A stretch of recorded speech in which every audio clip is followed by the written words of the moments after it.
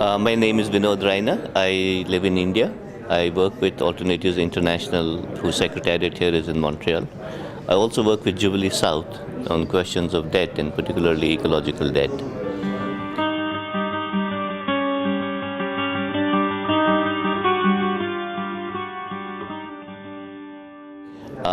Ecological debt is a concept which has gone around maybe in the last decade or so, and there have been groups working in South America, in Europe, in Asia, and particularly Jubilee South, where we have been trying to raise the question that when we talk about financial debt, which is the circulation of money, finance in the world, and how the relationship, political relationship between aid giving and development takes place, and therefore you have creditor countries and debtor countries, you should also consider the question of ecological flow, which is how materials flow around the globe and have flowed historically from the time of colonialism and today in all forms as extractive materials, as food and agriculture, and also in terms of what gets deposited in the globe, like carbon emissions, like toxic wastes. And we should see this because that's a flow which is not monetized. And since it's not monetized, it's invisible. But with the advent of the climate change, the question has become very important in a couple of ways. One is the political question, which is, given that now with consumption and the way we are using the resources of the earth, there is a great divide between people who consume more and who consume less. The question of a right, a human right of ecological space, that every human being has a right to an equal ecological space as any other right. And once you establish that, then the question that if every human being has an equal right, then if some people are using more of the ecological or climate space, then they're encroaching on the space of others. So it's a violation of a right. But at the same time, when you're encroaching, like with carbon emissions, so what you're doing is that you're emitting much more, which means your lifestyle consumes much more. That's why you're emitting much more, at the expense of others who are not using that and who are doing much better. So they're living more sustainably, you're living unsustainably and taking away the space of the others. Now the question is, how do we raise it to a level of justice? One of the things for climate debt, for example, is that if you say, I use a very, very low rate of $56 per ton of carbon dioxide, then you add up the excess emissions of all the G8 countries, it works out to something like $18 trillion of carbon space that they are using, for which they are not paying. It's being done at the expense of the ecological space, the climate space of people around the world, at $18 trillion a year. Compare that with the total financial debt that the poor countries owe to the rich countries. That's about $3 trillion. So we are saying that this is, therefore, you have to have a new paradigm at looking at the world where you do not separate the economic system from the ecological system, but the ecological and economic systems are one. And then you start writing the books again, and the whole notion of which is a rich country and a poor country goes around.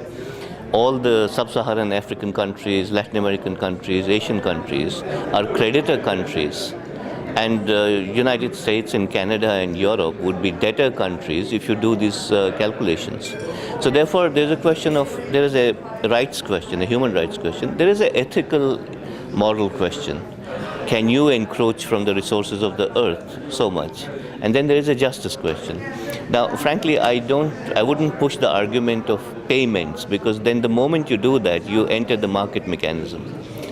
In certain cases, I think that should be done. For example, when you say adaptation and mitigation for climate change, I think this principle tells us that it cannot be done by giving more loans by the World Bank. It should be by reparations. Therefore, the economic system, funding system for climate debt must be reparations for this kind of ecological debt.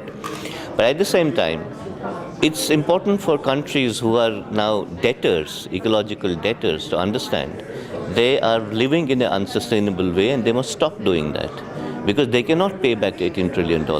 US and Canada and G8 cannot pay back $18 trillion. They don't have that kind of money. But that's the kind of money that they're in debt with. So therefore, this should become a constraint on your way of consuming and production. And to me, this is probably the most important way to deal with sustainable Earth, sustainable development. Who are the people who will behind this move? I mean, you have to mobilize people to make this happen. There's a social movement's response to this. Well, I mean, it's quite amazing if you really look at it in some way of social movements having some kind of a victory. It's quite amazing. This ecological debt movement is about 10 years old, 10 or 12 years old, and was a few social movements. In the beginning, I remember when we used to talk about it amongst the social movements, they would say it's very nice, but what do we do? But when the climate question became great, so everyone is talking of climate debt today. But the important thing is that at the Bangkok Conference of Parties, where all the governments are discussing till yesterday before Copenhagen, there's some kind of a victory for social movements, because the Bolivian government actually in that conference said we should be paid our climate debt, and they were supported by 50 other countries. So therefore, climate debt has entered into the intergovernmental negotiations before Copenhagen as a concept, which I think is great. And similarly, Ecuador, for example, has said that they are prepared to keep the oil in the ground and not take it out, provided they are compensated, which means that they don't want to add to the ecological debt of taking the oil out. And they're asking other countries, keep oil in the ground. Now, I think it has reached a stage where governments are taking up this as a negotiating point. And among the social movements, and many of us, we are having a couple of meetings up to Copenhagen, where we're trying to get this into a UN protocol system. We would want to see that this became a UN protocol. So I think in that sense, it has moved very fast. Thank you. All right. Thanks.